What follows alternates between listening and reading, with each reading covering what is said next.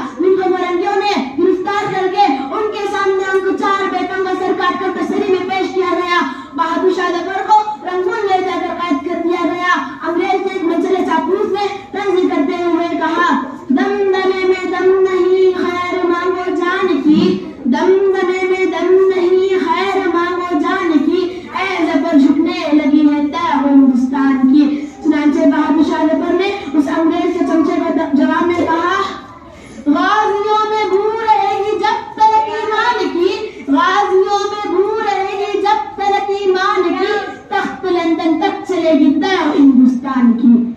سرفروشی کی تمنا اب ہمارے دل میں ہے، دیکھنا ہے زور کتنا بازو قاتل میں ہے، کیوں نہیں کرتا ہے کوئی دوسرا کچھ بات ٹھیک، دیکھتی ہوں میں جسے وہ چپ تیری محفل میں ہے۔ بس اسی بات پر میں اپنے تقریر کو چند اشعار کے ساتھ مکمل کرنا چاہتی ہوں۔ سرفروشی کی تمنا اب ہمارے